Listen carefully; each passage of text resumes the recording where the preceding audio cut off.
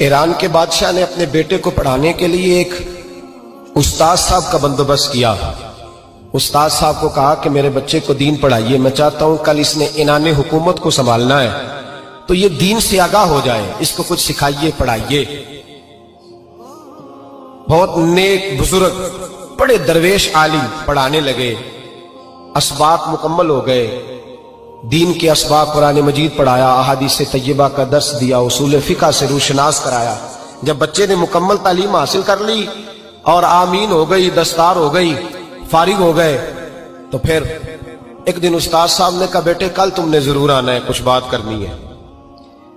शहजादा गया मिलने उस्ताद साहब से। उस्ताद साहब ने कुंडी लगा ली, हाथ में दुर्रा पकड़ लिया, मार मार के पूरे वजूद को जख्मी कर दिया।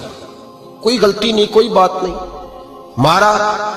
अब बच्चा आया आके बादशाह सलामत से कहा कि अब्बा जी समझ नहीं आई, बड़ा मारा है उस्ताद।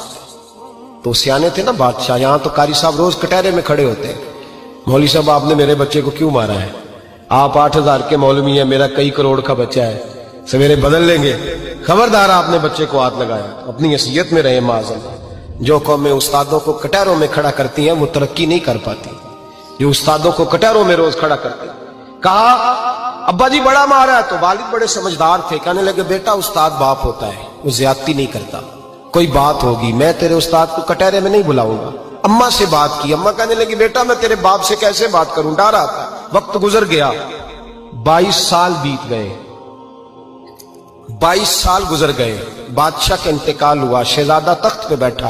पहला हुक्म ये दिया कि मेरे उस्ताद को बुलाओ, पहला हुक्म। उस्ताद जी बूढ़े हो गए थे, छड़ी के ऊपर टेक लगा के आए और भवें सफेद होके झुक गई थी, यूं आंख खोल के बड़ी मुश्किल से देखा। कहने लगे शहजादे हुक्म हो। कब मैं शहजादा नहीं, अब मैं बादशाह बन गया हूं। उस्ताद जी 22 साल बीत गए, आपने मारा था, पर वो दर्द चूंकि ज्यादती की थी, मेरा कसूर कोई नहीं था, तो ना मेरी रूह से दर्द गया है ना मेरे जिस्म से गया है, मैं बेख्तियार था, पूछ नहीं सकता था, आज बाइख्तियार हुआ हूं। सबसे पहले पहला हुक्म आपको दिया, बुलाया है, बताए क्यों मारा था, क्यों मुझे मारा था, मेरी ज्यादती बताए।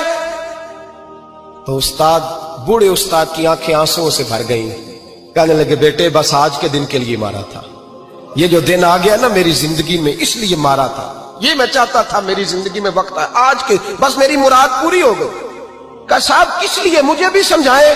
आप फरमाने लगे कितनी देर हो गई तुझे मार खाए हुए, कितना जमाना बीत गया? कहने लगा 22 साल। फरमाया जख्म भूले तो नहीं, दर्द खत्म तो नहीं हुई, तुम्हें बात